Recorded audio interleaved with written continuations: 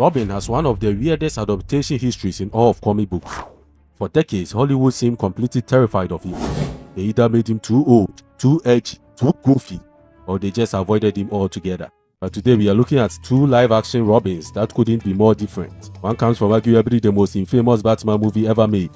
The other comes from a show where Robin's most famous line isn't "Holy Batman," it's "Fuck Batman." Today we are comparing Chris O'Donnell's Robin from Batman and Robin against Brenton Thwaites' Robin from Titans to determine which one is the better adaptation of Dick Grayson.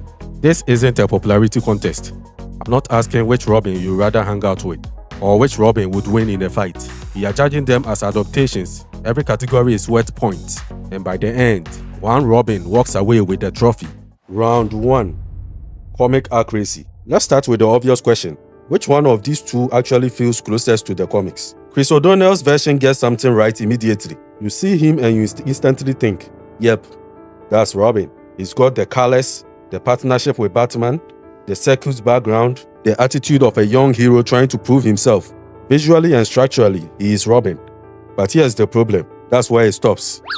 Because outside of the surface level identity, this version doesn't really explore what makes Dick Grayson special. He's Robin in name and design, but not always in personality or function. He feels more like Batman's junior partner than Batman's first true success story.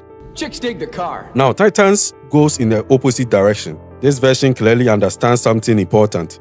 Robin isn't just a sidekick. He's a trained detective, a leader, a fighter who eventually becomes Nightwing. And Titans actually shows that. You see it in his combat ability, his leadership decisions, his investigative instincts, but then there's a trade-off. This Robin is extremely dark, almost permanently angry. And that shifts him away from the classic comic energy of Dick Grayson. Because comic Dick isn't just capable, he's charismatic, and that's missing here. So what do we have? Batman and Robin gets the look and identity right. Titans gets the skills and depth right. But neither version really captures everything. So for comic accuracy, it's a draw. Batman and Robin, 8 points.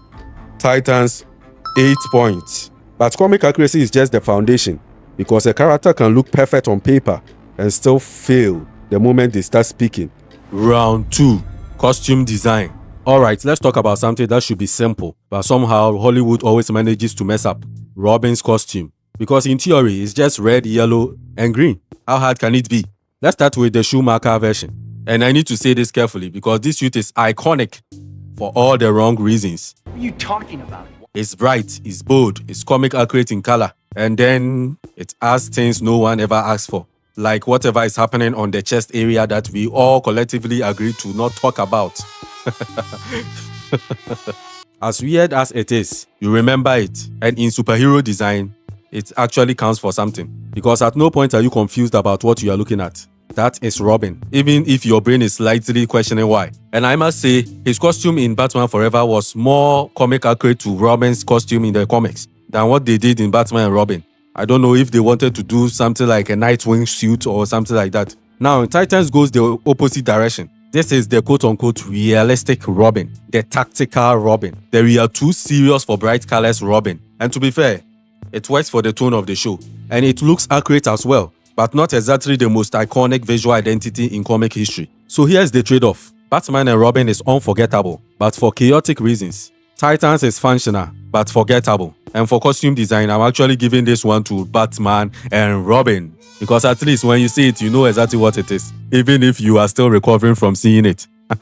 Batman and Robin, 9 points. Titans, 8 points. Round 3, acting performance. Now we hit a category people always misunderstand because this isn't who had better writing. This is who actually made a character believable on screen. And that's a very different question. Chris O'Donnell gets a bad reputation in this movie that he probably doesn't deserve. Because if you isolate his performance, he's actually doing something consistent. He plays Robin as energetic, slightly rebellious, eager to prove himself, and emotionally reactive. Which is Robin, yeah. The issue is not him. The issue is the script giving him dialogue like he's auditioning for a toy commercial between battles. Give yourself up. If you surrender... To you. There are moments where you can see what he could have been with a stronger script, but he's trapped in a movie where emotional depth and eye spans are competing for screen time. And unfortunately, eye spans are winning. What killed the dinosaurs? The Ice Age! Now, Titans is a completely different situation because Brenton Thwaites is working with far more serious material, and it shows. This is a Robin who actually reacts emotionally to trauma, carries guilt, struggles with identity, and has real internal conflict. And the performance reflects that. But here's where it gets interesting. Sometimes he goes so serious. Why so serious? Like every scene is one conversation away from becoming a therapy session or a fight, which fits Titan, but does occasionally flatten the lightness Robin is known for. So, Chris O'Donnell is limited by the script, but consistent in tone. Brenton Thwaites has more range to work with, but is locked into a very heavy interpretation. However, when you strip everything back to pure performance, I'm giving this round to Titans, because when it works, it actually feels like a lived-in character. Batman and Robin, 9 points. Titans, 11 points. Round 4, writing. Now we get to the category that usually decides everything, because you can have a great actor, a great costume, even a great concept, but if the writing doesn't hold up, everything collapses. Let's start with the obvious. Batman and Robin does not really write Robin as a character with a journey. It writes him as Batman's partner who occasionally gets annoyed. That's it.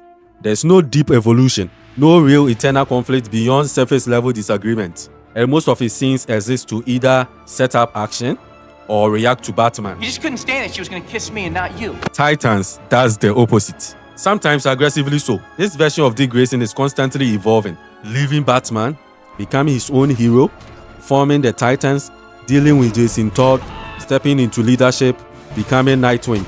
That's a full arc, probably 2-4, honestly. Because at times the show tries to stack so much emotional weight onto him that it risks overwhelming the character. But in terms of writing ambition, there's no competition. Batman and Robin gives us a version of Robin who exists in scenes. Titans gives us a version of Robin who drives the story. And for writing, that difference is everything. Titans wins this round. Batman and Robin, 9 points. Titans, 14 points. Now things are about to get even more interesting. Make sure you hit the like button and subscribe to this channel if you enjoyed this video, and let me know your scores in the comment section below. Round 5. Skills and competence. Let's settle something before the comment section does. This isn't a who would win video, because if it was, the answer would be over in about 30 seconds.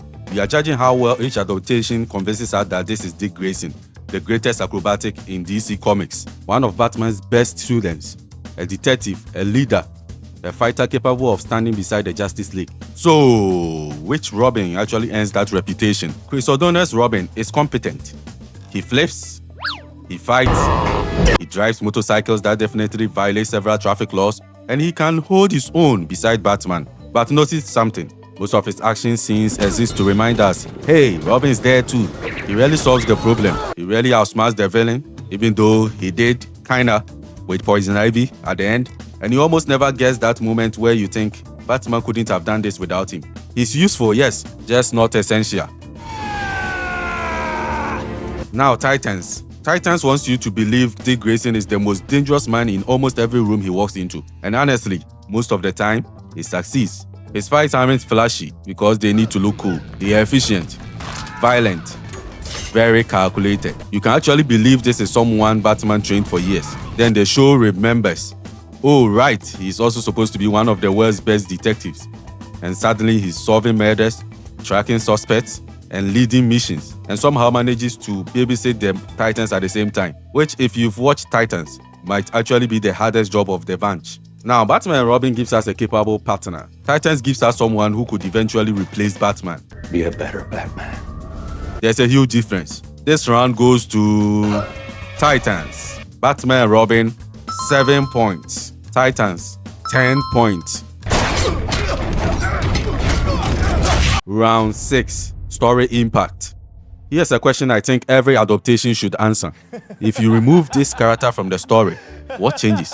Because sometimes a character can have great action scenes, great dialogue, even a great costume, and still be completely replaceable. So let's remove Robin. Take Robin out of Batman and Robin. And honestly, most of the movie still happens. Batman still investigates Freeze, Batman still fights Poison Ivy, Batman still saves Gotham. Robin helps, absolutely, but he doesn't drive the movie. He accompanies it. He's along for the ride. Now remove Dick Grayson from Titans. congratulations, you no longer have Titans. Because almost every major storyline flows through him. Rachel trusts him, Jason learns from him, the team follows him, Deathstroke targets him. Nightwing becomes the emotional payoff of the entire series. Whether you love Titans or hate it, there's one thing you can't deny. Dick Grayson isn't supporting the story. He is the story. So this one isn't close at all.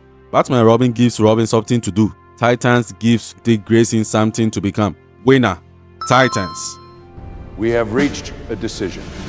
The winner is Titans, Robin. The character arc, the performance, the leadership, the detective work, the emotional growth. There's simply more Robin there. Or perhaps more accurately, there's more Dick Grayson there. And that's why today's winner is Brenton Thwaites Robin from Titans. But that's just my verdict. Now it's your turn. Did Batman and Robin deserve more credit? Did Titans make Dick Grayson too dark? Or did I completely miss the mark? Let me know your scores in the comments. And if there's another adaptation showdown you want to see, tell me who should step into the variant verdict arena next. Because next time, another character is stepping into the spotlight. And only one version will leave with the crown.